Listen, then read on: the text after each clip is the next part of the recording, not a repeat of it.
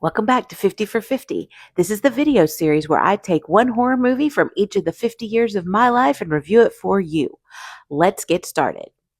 We've made it to 1994, and this year is the classic vampire movie Interview with the Vampire, directed by Neil Jordan.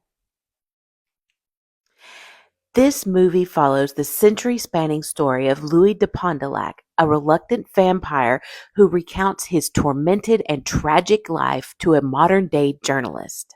After the death of his family in 18th century Louisiana, Louis is turned into a vampire by the charismatic and ruthless Lestat de Liancourt. As Louis struggles with his morality and the curse of immortality, the two vampires form a complicated bond, which is further strained when Lestat turns a young girl, Claudia, into a vampire. Claudia's growing resentment and her desire for independence ultimately lead to betrayal, heartbreak, and a dark exploration of what it means to live forever. I was obsessed with vampires when I was a teenager, and so of course that meant that I read the Vampire Chronicles, which this book is the first book in the Vampire Chronicles, and I think that this movie did a fantastic job of staying true to Anne Rice's vision with that book.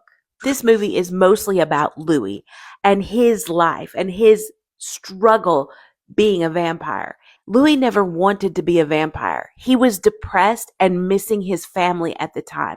Lestat gave him the choice, but Louis was pondering suicide. So I guess he thought at this time this was a better option than just dying. So he became a vampire, but he never lost his humanity, and he struggled with that. He never wanted to be a murderer. He never wanted to be a monster. So he's always struggling with what's left of his humanity and the monster he's become.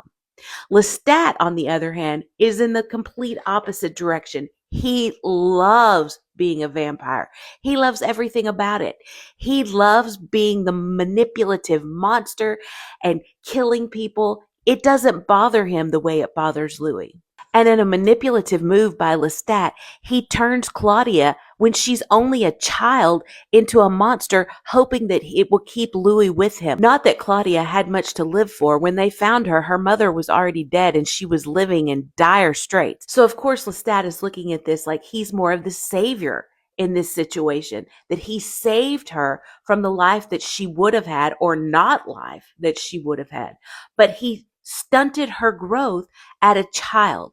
So even though as Claudia gets older, her mind is aging, but the rest of her body is not. And this